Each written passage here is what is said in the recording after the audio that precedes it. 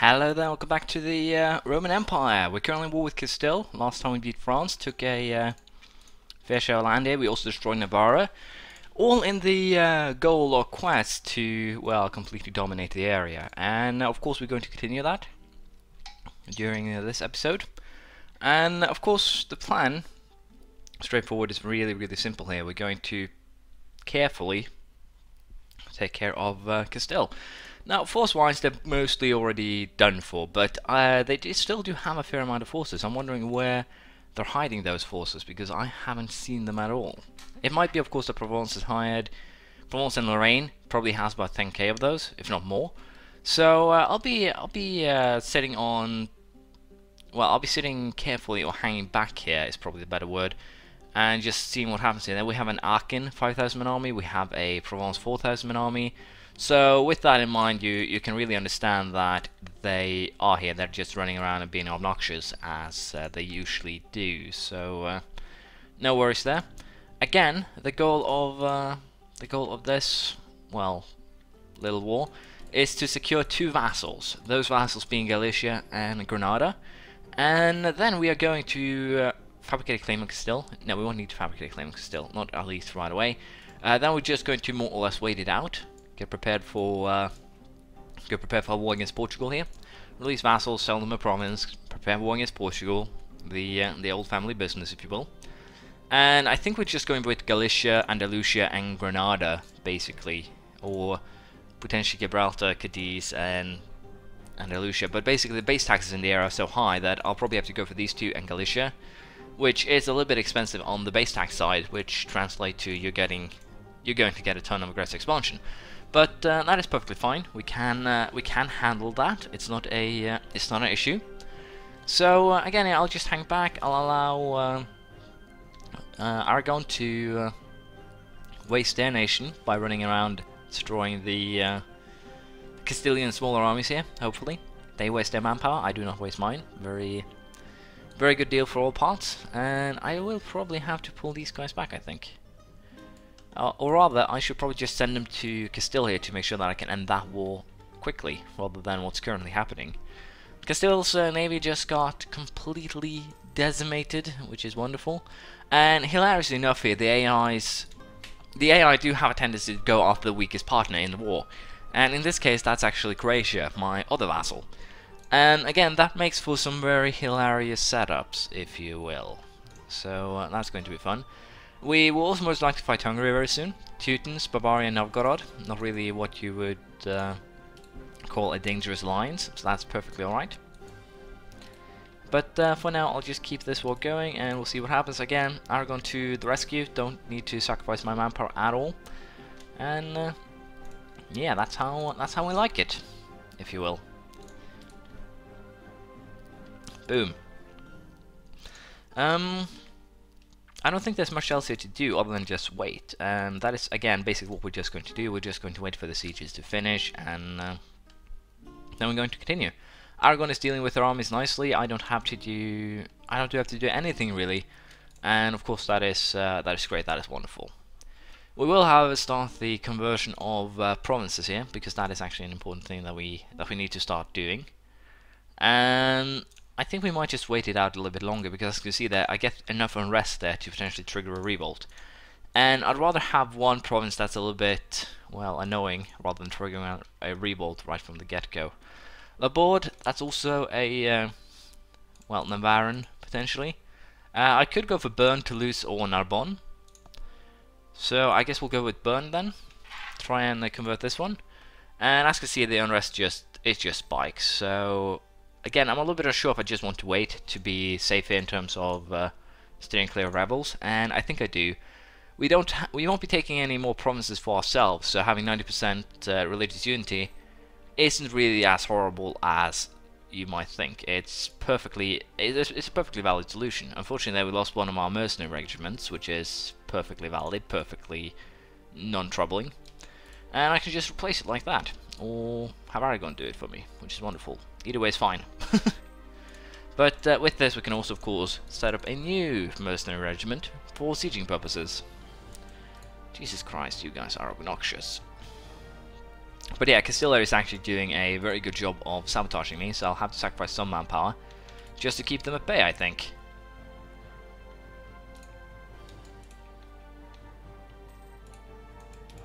Yeah, we'll move our forces a little bit one step closer, then I can actually secure the northern area without getting trampled by those units that can still keep on producing here at a rather incredible pace, I dare say. We'll take 50 diplomatic power rather than a limited diplomatic relation. If it was eternal, then of course I would take the diplomatic relation, but it isn't, so we'll just leave that. No leader.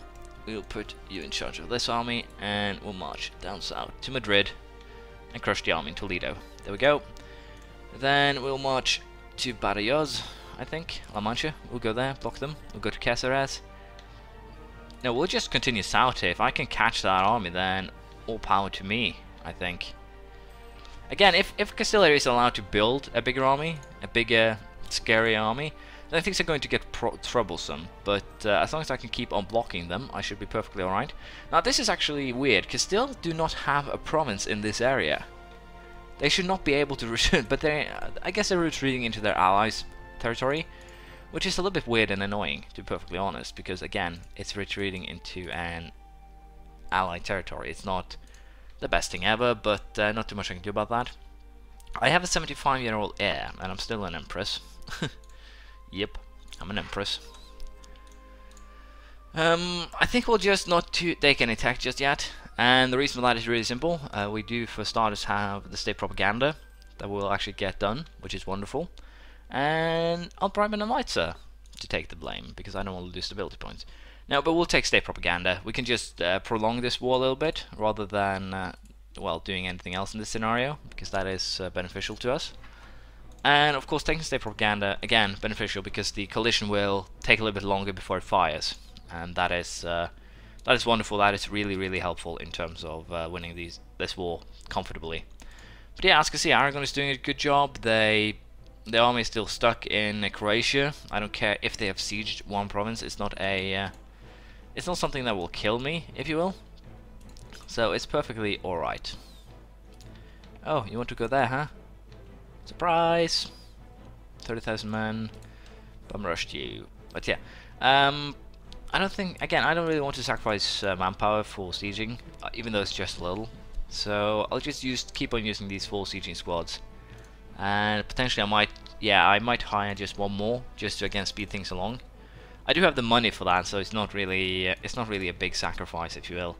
And of course, having the Aragonese army here running around being helpful as well isn't a negative thing either. But as you can see here, with the lessened amount of troops that Castile is currently producing, they are definitely taking damage from this war. That is a given, and that is wonderful. So I'll just try and siege Andalusia and Granada now, and we'll see if I can get what I want out of this war. Because once Castile is out of it, I can make peace with everyone else, basically. So no problems in that regard, I think. Tech level, military upgrade, of course. Should have done that ages ago. Military tactics plus 0.25, combo width increased by 2, and infantry shock by 0.3.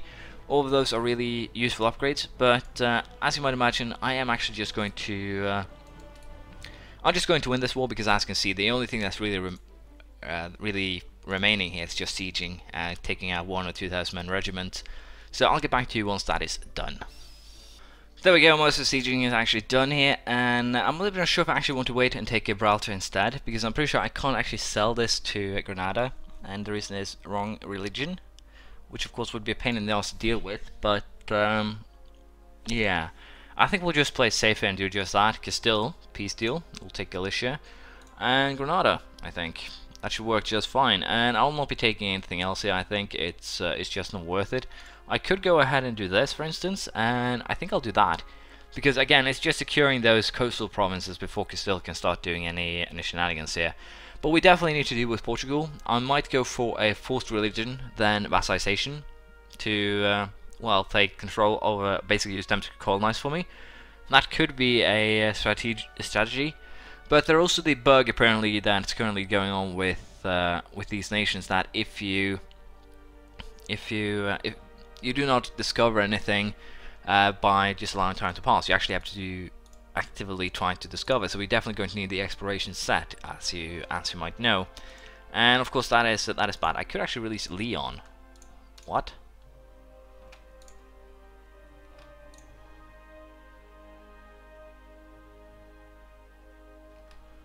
Huh, this is a new nation. Didn't actually know that existed. Yeah, why don't we just go for Leon then instead? I can take even Galicia and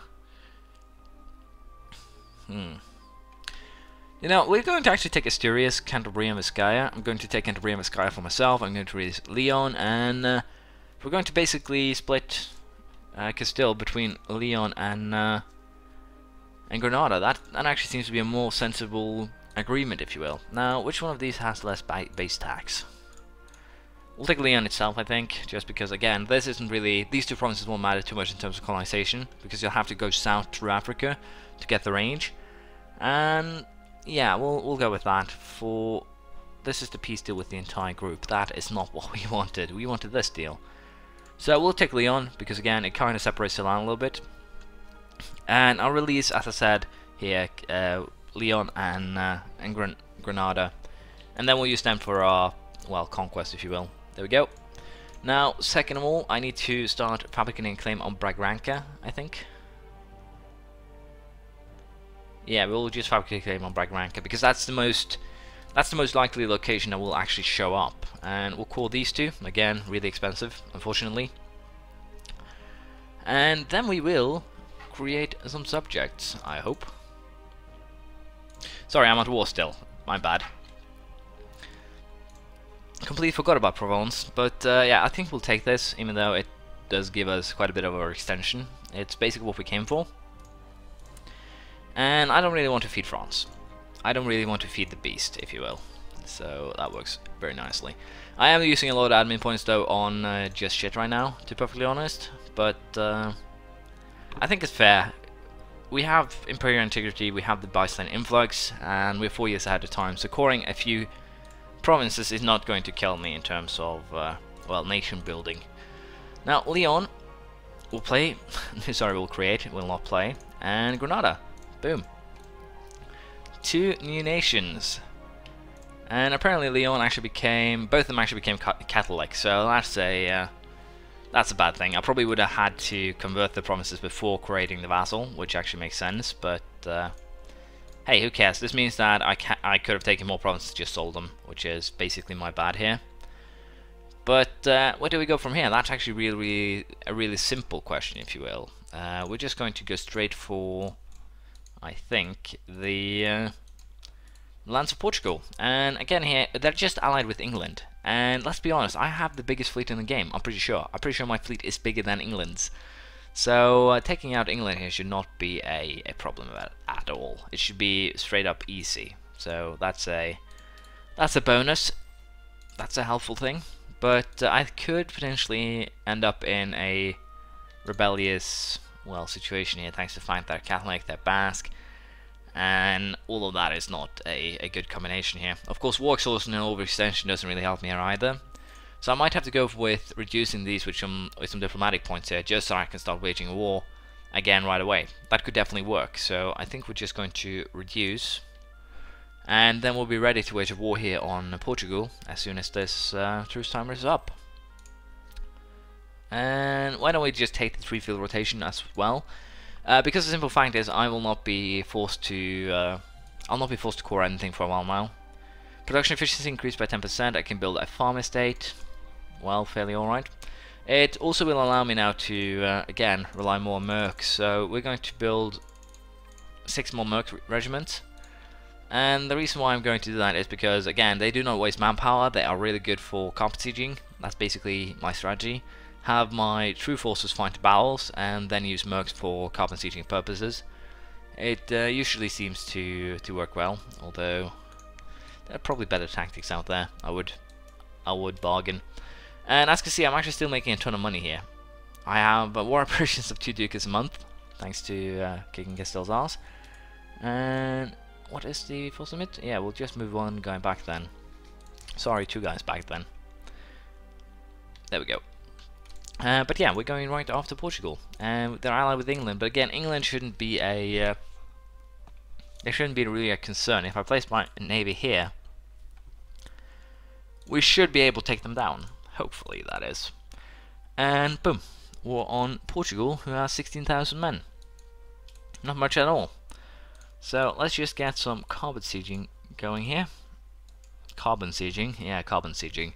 And I'll use one of my armies here to fight this war. There's no need for anything else. I do have the...